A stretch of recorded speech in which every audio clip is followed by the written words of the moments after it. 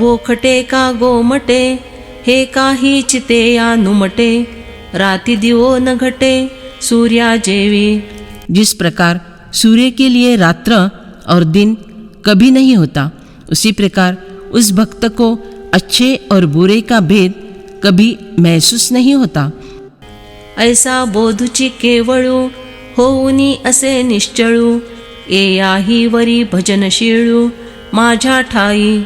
इस प्रकार जो भक्त केवल ज्ञान स्वरूप बनकर अविचल रहता है तथा उसमें भी मेरे सगुण स्वरूप से प्रेम भक्ति करना, यह जिसका स्वभाव बन चुका है, तरी ते या ऐसे दुसरे आम्हा पडियंते सोयरे, नाही गा साचो कारे तुझी आण। मैं तुम्हारी शपथ खाकर कहता हूँ कि उस भक्त के समान मेरा सच में और कोई प्यारा संबंधी नहीं है। समशत्रौ च मित्रे च तथा मानापमानयोः, शीतोष्ण सुख दुःखेषु समसंग विवर्जितः।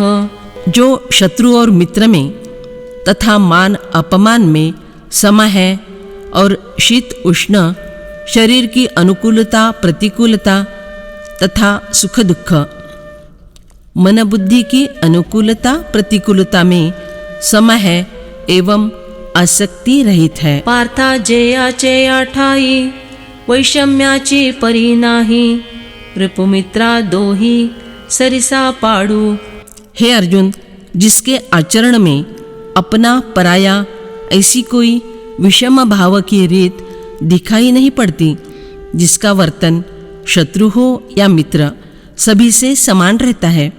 जो खांडावे या घावो घाली, आणि लावणी जेणे केली, ते या दोघा एकीच सावली, वृक्षदे जैसा। जिस प्रकार कोई व्यक्ति कुल्हाड़ी लेकर वृक्ष को काटता है तो कोई वृक्ष की रोपाई करता है, परंतु वृक्ष उन दोनों को भी एक ही छाया देता है। ना तरी इक्षुदंडू, पाळीते या गोडू, गाळीते या पाडू तोच धरी।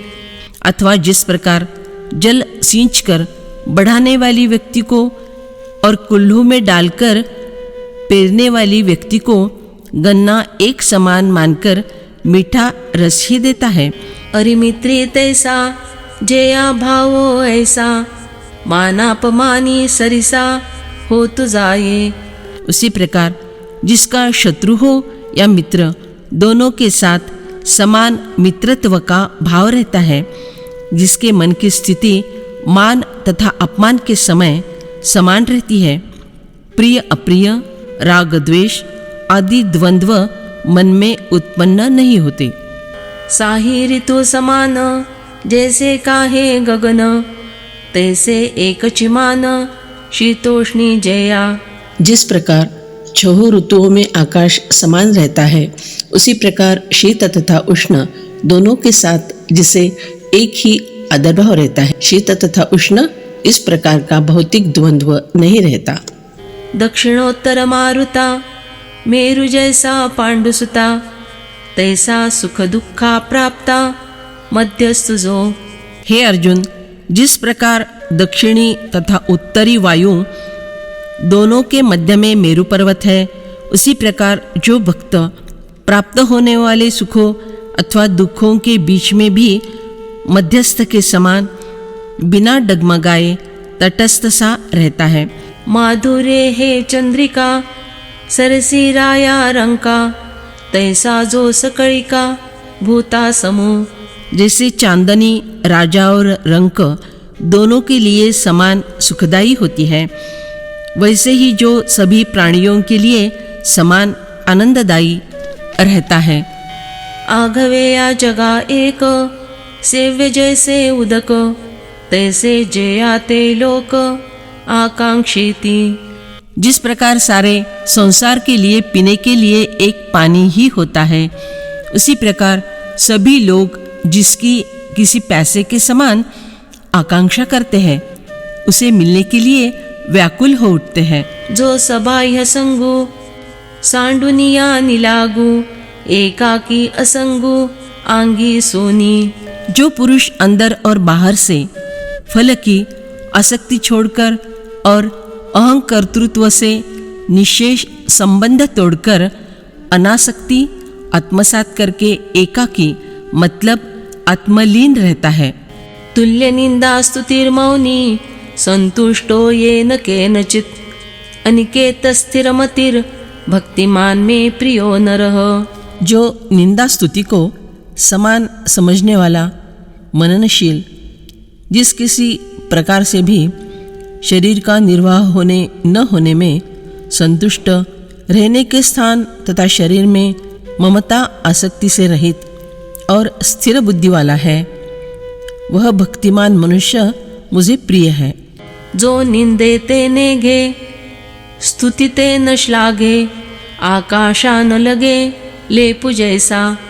जो निंदा से खिन्न नहीं होता और स्तुति से अपने को काबिले तारीफ नहीं समझता, जिस प्रकार आकाश को किसी भी मेघ रंगों आदि का लेप नहीं लगता, तैसा निंदे आणि स्तुति मानु करी एकी पांती विचरे प्राण प्रवृत्ति जनी मौनी। उसी प्रकार निंदा और स्तुति को एक ही श्रेणी में रखकर उसका समान रूप से आदर करता है। मौन धारण करके लोगों में वायुवृत्ति से पोषक वृत्ति से संचार करता है। मौनी अर्थात मननशील, संयत वाक, मौन व्रतधारी नहीं। साच लटिके दोन्ही न बोले जाला मौनी जे भोगिता उन्मनी आरायेना। सत्य बोलना अथवा मिथ्या बोलना ऐसी दोनों प्रकार की बातें करना छोड़कर जो मौन धारण करता है, क्योंकि उन्मनी अवस्था का भोग करते समय वह कभी नहीं आघाता। जो यथा लाभे संतोखे अलाभे ही न पारुखे पाउसे विण न सुखे समुद्र जैसा। जिस समय और जो कुछ प्राप्त हो जाए उससे वह संतुष्ट रहता है। जिस प्रकार सागर वर्षा न होने पर भी सूखता नहीं, उसी तरह कुछ न मिलने पर भी जो नाराज नहीं होता या कभी रूठता नहीं। आणि वायुसी एके ठाई बिढार जैसे नाही तैसा न धरी के ही आश्रयो जोगा। और जिस प्रकार वायु का कोई घर नहीं रहता जिसमें वह एक जगह ठहर सके, अरे उसी प्रकार जो कहीं भी आश्रय करने ठहरता नहीं। अनिकेत, अनासक्त, नकारार्थी रचना। आगवीची आकाश स्थिती जेवी वायुसी नित्यवस्ती देवी जगच विश्रांती स्थान जेया। जिस प्रकार आकाश के संपूर्ण विस्तार में वायु की नित्य बस्ती रहती है, उसी प्रकार सारा जगत जिसका विश्रांति स्थान बना रहता है। जगत से प्रेम, सकारार्थी रचना। हे विश्वची माझे घर ऐसी मती जेयाची स्थिर किंबहुना चराचर आपण जाला। जिसकी बुद्धि इस प्रकार का ज्ञान प्राप्त करके स्थिर हुई है कि यह सारा विश्व ही मेरा घर है। बहुत क्या कहे जो अपने अनुभव से सारा स्थावर जंगम जगत स्वयं बन गया है। जे जे भेटे ते ते वाटे मी ऐसे। तुकाराम महाराज। एया ही वरी पार्था माझ्या भजनी आस्था तरी ते या ते मी माथा मुकुट करी। इस प्रकार वह भक्त परमार्थतः व्यापक होने पर भी अद्वैत ब्रह्म का अनुभव करते हुए भी मेरे सगुण स्वरूप की भक्ति में श्रद्धा रखता है, इसलिए मैं उसे अपने मस्तक पर मुकुट के समान धारण करता हूँ। उत्तमासी मस्तक खाल विजय काई कौतुक परिमानु करी तिलोक पायवणिया। यदि किसी उत्तम भक्त के सामने मस्तक नवाया जाए तो इसमें आश्चर्य ही क्या है, परंतु लोग तो यह सम्मान विष्णु के चरण तीर्थों को, गंगा को भी देते हैं। तरी श्रद्धा वस्तु आदरू करिता जाणिजे प्रकारू जरी होये श्री गुरु जासव नीळू। यदि भगवान शंकर जी को गुरु बनाया जाए तो श्रद्धेय वस्तु का आदर किस रीति से करना चाहिए, यह बात सीखने में आ जाएगी। भगवान शंकर जी ने गंगा को अपने मस्तक पर धारण किया है। परिहे असो आता महेशा ते वानिता आत्मस्तुति करिता संचारु असे। परंतु यह वर्णन अब पर्याप्त हो गया, क्योंकि किसी के मन में यह विचार आने की संभावना है कि भगवान शंकर की प्रशंसा करने के बहाने स्वयं अपनी ही स्तुति कर रहे हैं। इसलिए एया लागी हे नो हे म्हणितले रमाना हे अर्जुना मी सिरी वाहे ते आतेगा। लक्ष्मीपति श्री कृष्ण कहते हैं कि मैंने आत्म प्रशंसा करने के लिए भगवान शंकर जी की कथा नहीं कही, बल्कि मैं यह बतलाना चाहता हूँ कि ऐसे भक्तों को भगवान शंकर जी को मैं अपने मस्तक पर धारण करता हूँ। यह पंढरपुर के विट्ठल रूप का दर्शन है। विट्ठल मूर्ति के सिर पर महेश भगवान की पिंड है। जो पुरुषार्थ सिद्धी चौथी घेऊनी आपुले या हाती रिगाला भक्तिपंथी जगा देत।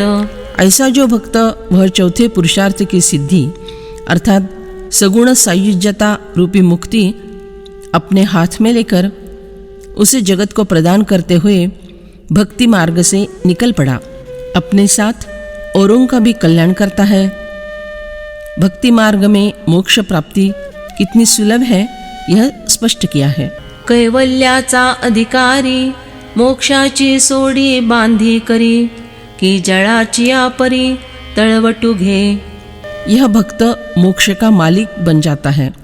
जगत के मुमुक्षु जनों के लिए वह मोक्ष की गठरी खोलता है, मोक्ष देता है, नहीं तो उसे बांधकर रख देता है। उसकी इतनी अधिक योग्यता होने पर भी जिस प्रकार पानी ढलान की ओर बहता है, उसी तरह वह भक्त जगत के सामने सदा नम्रता धारण करके औरों को श्रेष्ठ परमेश्वर स्वरूप मानता है।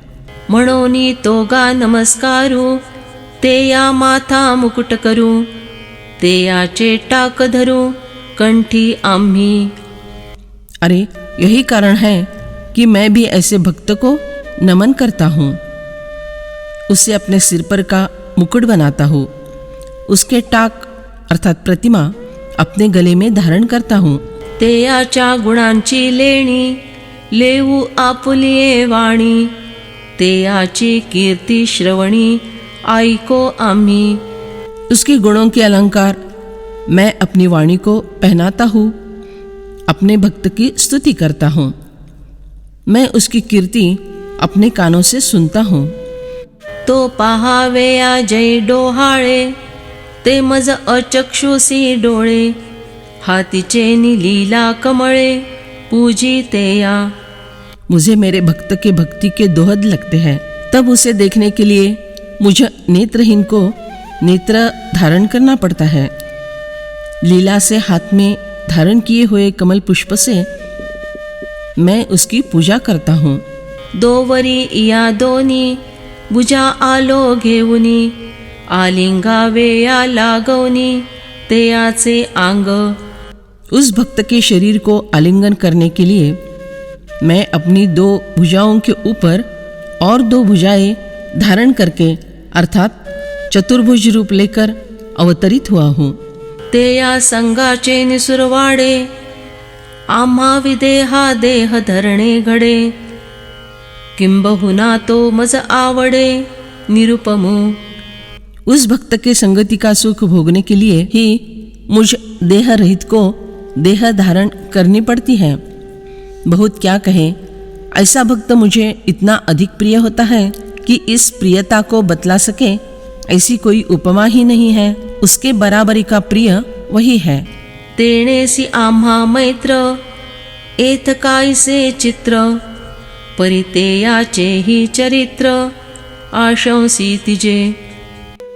उस भक्त के साथ मेरा सख्य हो तो इसमें आश्चर्य ही किस बात का है।